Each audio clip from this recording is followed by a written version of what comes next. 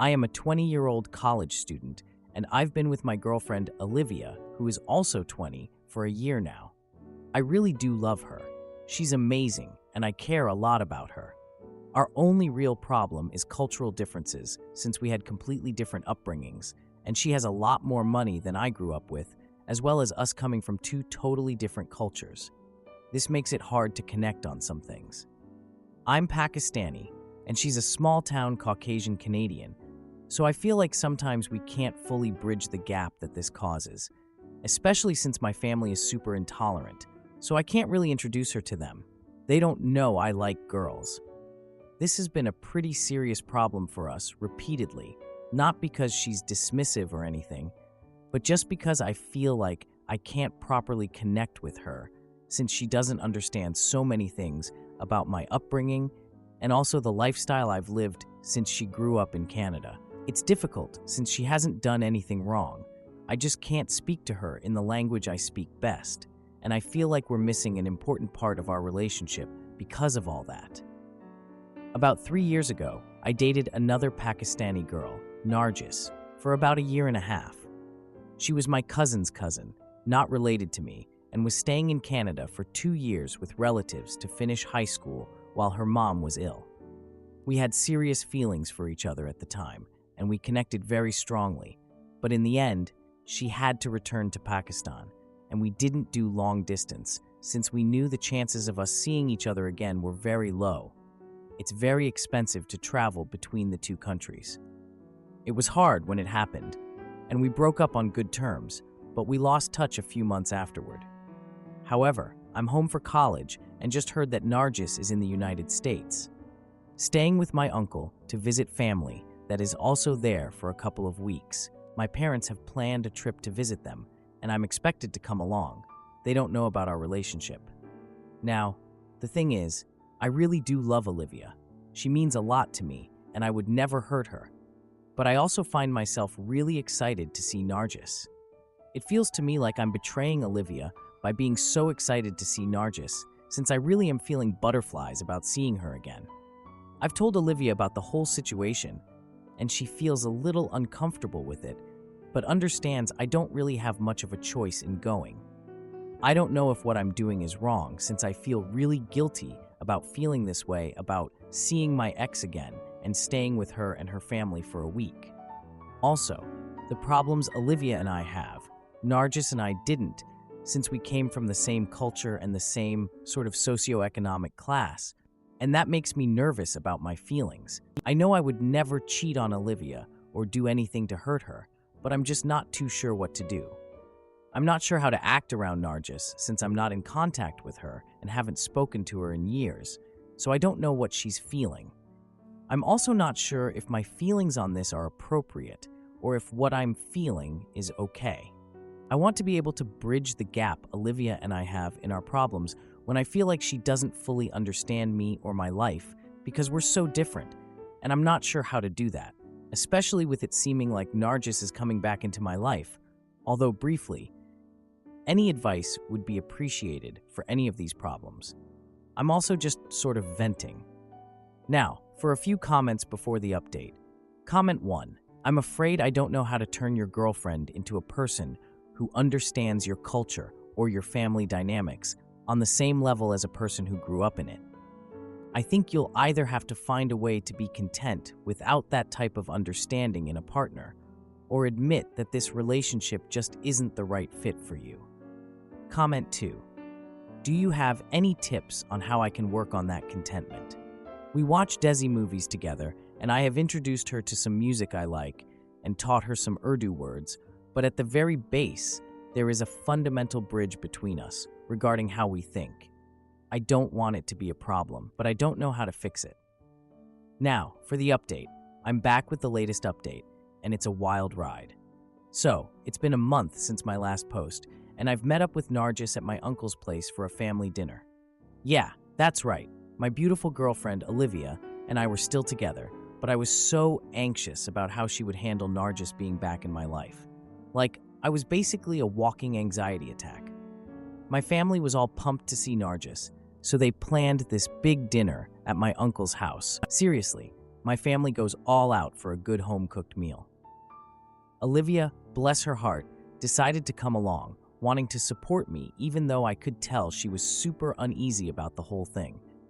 I was having a hard time figuring out how to handle all of this myself, so I was just happy that she was there with me.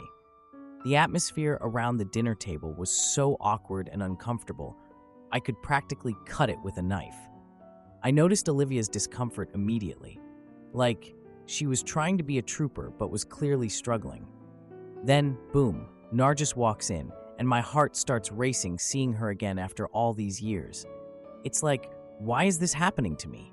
Olivia forced a smile when Nargis greeted her, but I could tell it was so fake, like when you pretend to love a gift your aunt gives you. During dinner, my uncle starts bringing up all these old stories about Nargis and me, making it super awkward for everyone. I tried to change the topic a couple of times, but Nargis kept chiming in, reminiscing about our past like it was the good old days. At this point, I was just trying to survive the night.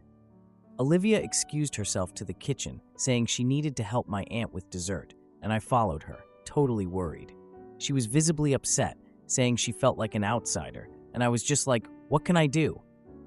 After dessert, we all moved to the living room to talk some more.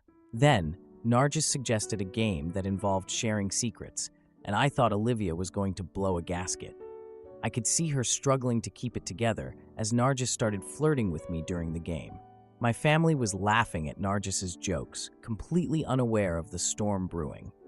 Olivia finally snapped when I laughed at something Nargis said, calling me out for being too friendly.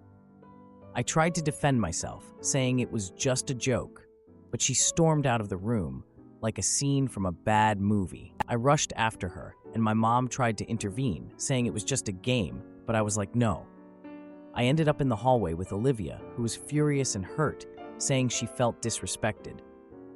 I couldn't even find the words to explain how much I loved her and would never cheat on her. So I went back to the living room, trying to salvage the situation with my family and Nargis. That's when Nargis pulled me aside to ask why Olivia was upset, and I could tell she was fishing for details. I told her she needed to tone it down, but she just laughed it off, saying it was all in good fun. I was so done with that attitude. The next day, I woke up to a text from Olivia saying she needed space. Like, what? I was in full-on panic mode. Later, I found out Nargis had planned a brunch with my family without telling me. I confronted my mom, saying I wanted Olivia there, but she just dismissed my concerns like they were nothing. At brunch, Nargis was the center of attention, and guess who didn't show up? Olivia. After brunch, I texted Olivia, but she didn't respond for hours, which freaked me out. When she finally replied, it was a short message saying she needed to think. I decided to reach out to Nargis to set some boundaries, but she brushed me off, saying I was overreacting. Seriously, the nerve. The next week, I attended a family gathering for my brother's baby shower. Guess who showed up? Nargis, acting like nothing had happened. I was so uncomfortable. I saw Olivia in the corner talking to my sister, and she looked upset again. After the shower, I tried to talk to Olivia, but she told me she was done trying to understand my family. It was like a punch to the gut. In the end, I found out Olivia decided to break up with me over the phone, saying it was just too much. I hung up, feeling lost, and then Nargis walked over, clearly having no idea what just happened. I mean, come on, so yeah, that's where I'm at right now. I can't even with this whole situation. To answer a few questions, my family is unaware of my relationship with Olivia. They know I'm dating a Pakistani girl, but they don't know I'm dating Olivia. Nargis had a similar background, which is why my family is so invested in her. As for the dinner, I couldn't discuss it with Olivia beforehand since she had class and I didn't want to add to her stress. I truly love Olivia and would never cheat on her. Am I the idiot for breaking up with my girlfriend after she hosted a dinner party with her ex and didn't tell me? My girlfriend and I have been together for about 2 years. Recently, we got into a huge fight when going out to dinner. This fight started for a specific reason, but quickly turned into the same fight we have been having for over a year. It went something like this. My girlfriend was telling a story while I was focusing on parallel parking the car. I said something like, "Sorry, I was focusing on parking and didn't hear what you just said." Can you repeat it? My girlfriend repeats the story in a little less detail. I am still a bit distracted checking that I parked well, but fully hear what she said. I respond, yeah. Still a bit distracted, but fully intending to continue into a more thoughtful response. Before I can do this, my girlfriend angrily says, I guess I'll go frick myself then. I was quiet and withdrawn for a couple blocks of walking, and she asks what is wrong. I say, admittedly, a bit passively aggressively, I'm trying to recover from the tongue lashing I just received. My girlfriend storms back in the direction of the car, saying we need to go home. She yells at me in front of passersby, which I found quite embarrassing. When I was quiet, trying not to engage in the public shouting match, she berated me further and said I needed to speak up, citing advice from our couples therapist that my silence will be perceived by her as stonewalling, not caring, etc. She says I am making her out to be the bad one, but I am just as culpable in our issues. She says it is not fair that I don't get any blame since I am calm and collected, but I deserve blame for pushing her to the point that she explodes on me like this. The remainder of the fight happened in the car and was the same fight we have had countless times. My girlfriend was sobbing, saying that she is extremely unhappy in the relationship and doesn't know if she can do it anymore. The reason is that I do not show enough love, care, and excitement for her, and it makes her feel pathetic, unwanted, and sad. The main examples she cites are not being an active participant in conversations, such as the one that started this fight, not showing enough physical affection, and not doing thoughtful things for her, for which she gives an example of what she's done, saying, I would never do that for her. Continuing on, she says that this is all my fault, and if only I could do what she asks, the relationship would be better, she would be happier, and she would not need to have these outbursts. She admits in the moment that she knows that this line of thinking is not good.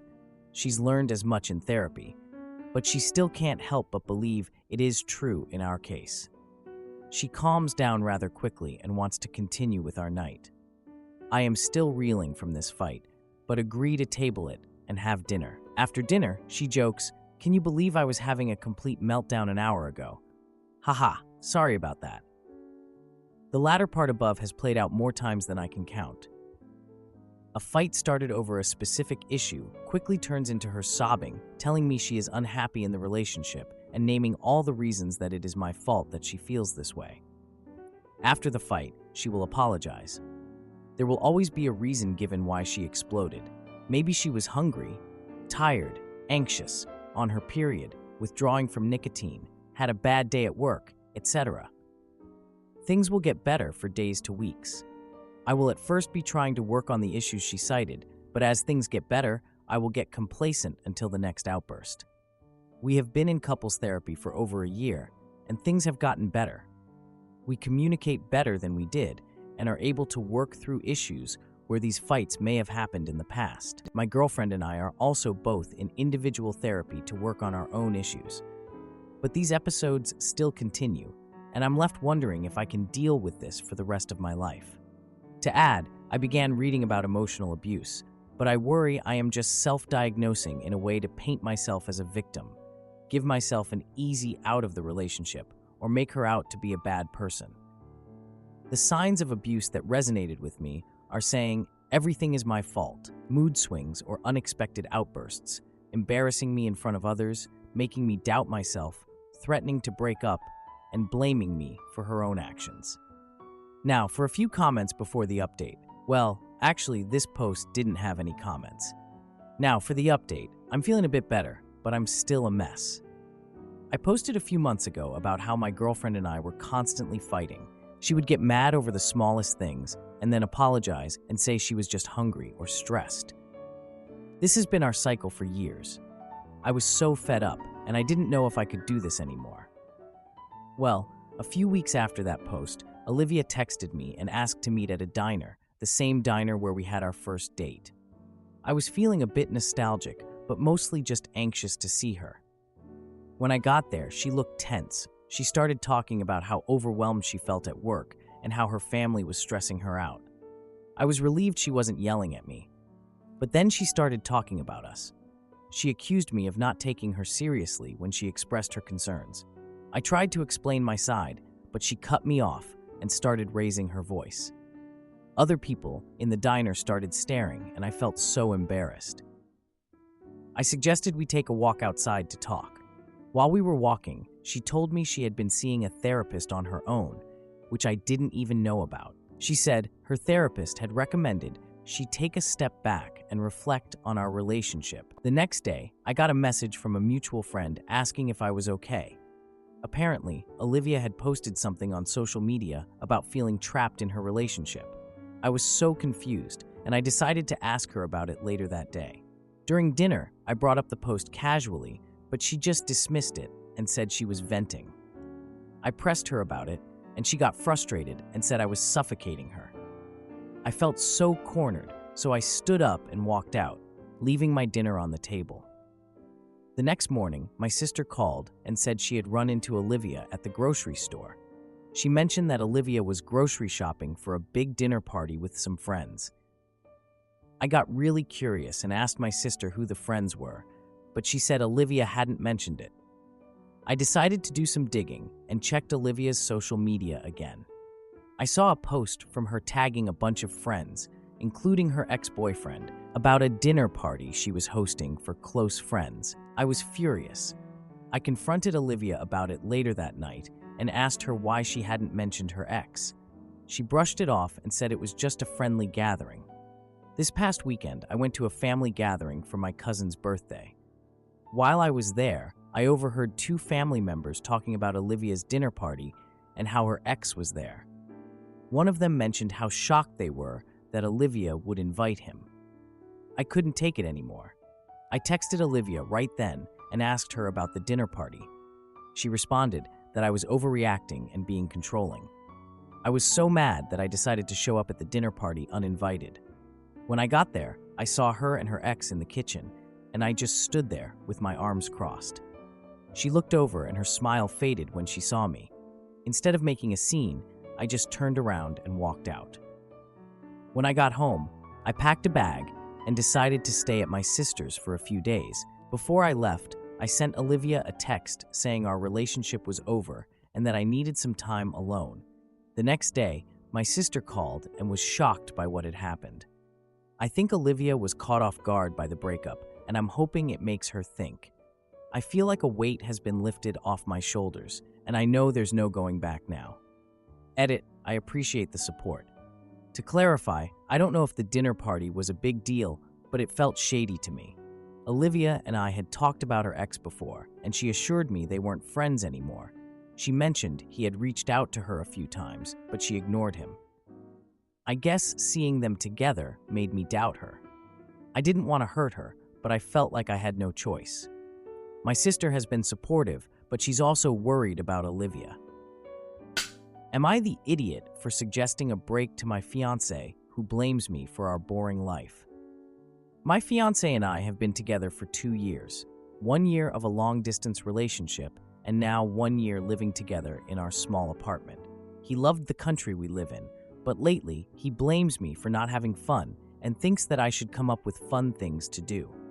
The issue is, we have been struggling to make money since I was finishing my degree while having a full-time internship, which was stressful and tiring for me because I really wanted to get a job there.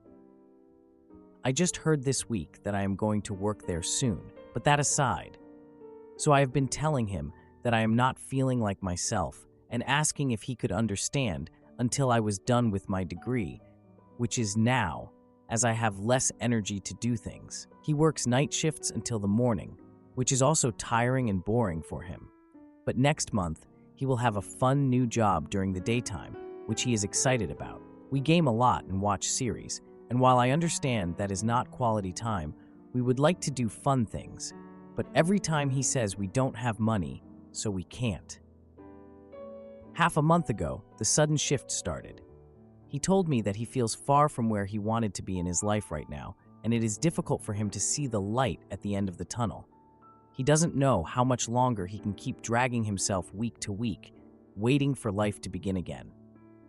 Mind you, we talked about our wedding for next year. We want to start having children, and are going to buy land in his country in October, where we will have a vacation together for a month as well. He also told me face to face that he doesn't like my messiness, but I have been doing basically everything myself. I make him food, prepare drinks, do laundry, and get groceries, while he sometimes takes out the trash and empties the dishwasher. This has been hard because of my busy life at the moment with my degree and internship, but it has actually improved so much that it is tolerable. Moreover, he suddenly feels that he can't have deep conversations with me. However, we had those a lot in the beginning. Now, he wants to see if it will be better during our trip, or we will have a talk, as he puts it. This is immensely stressing me out and giving me anxiety attacks. When I want to talk about how I feel, he thinks I shouldn't be childish and that I should just move on, or it will never improve. I feel that we need to talk about this, but he basically just says to continue as if nothing happened. I also asked what he wanted to do more, and he thinks I should come up with that myself. I have tried this week to be fun, to the point where I am exaggerating unintentionally, and he tells me not to be fake. He is also very neutral and distant, which makes me cry again since I just need reassurance that everything is going to be okay, and that makes him more annoyed. I suggested that we should have a small break, not a relationship break, so that we both get some space, but he didn't like the sound of it. I reassured him that it is just to let us both cool down. Now, I am one day into staying with my family. I don't know how this will get better, and all I want is to feel loved again while helping him feel better too. How can I address my fiance's sudden distance while managing my own stress and anxiety? There is a lot of information that I might be missing, but I'm trying to be as accurate as possible. Please let me know if you have any questions, and please give me advice on how to reconnect since I don't want to lose him, but also this is not working at the moment. Now for a few comments before the update. Well, actually, this post did not have any comments. Now for the update, I'm back with an update on my relationship with my fiance. 2 weeks have passed since I decided to stay with family after we had that argument. Can't believe it's only been 2 weeks. Feels like longer. Anyway, I decided it was best to take a break from my fiance to clear my head and try to figure out what I wanted. Honestly, I wasn't sure what I wanted at that point, but I knew I didn't want to keep fighting. A few days into my break, my fiance reached out via text, asking if we could talk. I was a little surprised they wanted to talk after how things had been, but I figured we needed to figure things out. So I agreed to meet at a local diner for breakfast. We used to go there when we first started dating, so it felt like a good place to try and talk things out. When I got to the diner, my fiance was already sitting at a booth. They seemed distant and avoided eye contact, which was really uncomfortable. I don't expect them to be all cuddly after everything that's happened, but the whole vibe was just off. We ordered our food, and after some silence, the fiance brought up how they felt unsupported during tough times. I tried to explain my busy schedule with the internship and finishing my degree. I'm just trying to juggle everything. It's a lot. I know they were going through a tough time, but I was too, and I was doing my best. I thought they understood that. Then, the conversation shifted to the fiance's growing frustration with household chores. They started complaining about how I didn't do enough, which was frustrating because I felt like I'd been doing most of the cleaning and organizing. I told them that, but they didn't seem to want to listen. Then, out of nowhere, the fiancé revealed they had been staying at their friend's place for a few nights. I was shocked when they said that. I had no idea they were staying with someone else. They claimed they needed space, but didn't specify what that meant, which just added to the confusion. A few days after our talk at the diner, I got a call from my sister, who mentioned that my fiancé had been seen out with a mutual friend at a bar. I didn't want to believe it. I really didn't, but I had a feeling something was off. So, I confronted my fiancé about the bar outing during a phone call. They dismissed it as nothing and insisted I was overreacting. A week passed with little communication between us, and I was just over it. I was tired of the silence and the fighting. I was also missing them, but I didn't want to admit it. So, I attended a family barbecue, which was really awkward without my fiancé. During the barbecue, I overheard my mom talking about wedding plans, which made me feel even worse. In the kitchen, my dad asked if everything was okay with my fiancé. He suggested we should try to work things out and communicate better, which was easier said than done. The next day, I decided to text my fiancé to meet again. I figured it was worth a shot. We arranged to meet at a nearby coffee shop, hoping the atmosphere would be less tense than the diner. The fiancé arrived late, looking distracted and anxious. I brought up the friend's name from the bar incident, and they defensively claimed the meeting was just a friendly catch-up. I didn't buy it for a second. Then they exploded, accusing me of being controlling and paranoid. I just wanted the truth. The argument escalated from there, with voices raised and patrons staring. I was embarrassed, but I didn't care at that moment. I just wanted answers. After the fight, my fiancé sent a text saying they needed a break from our relationship. I reached out to my sister for support after that, and she was surprised by the news. I felt so alone in that moment. A week later, my fiancé officially moved out of our shared apartment. I learned that they had gone to stay with their friend. They texted one last time, saying they needed to focus on themselves, which I guess is fair. Now I'm just trying to figure out what my next steps are. I still love my fiancé, but I don't know if we can fix this. I don't know if I want to. Edit. I want to provide more context about the situation. We had been engaged for 6 months. The wedding was planned for early next year. The mutual friend mentioned in the bar incident is someone I know, but not well. They had never shown interest in my fiancé before. I have no idea if it's serious. If you like this video, you'll probably like these too. Also, while you're here, please consider subscribing. It's your support that keeps this channel alive and allows me to make better and longer videos. Have a great day.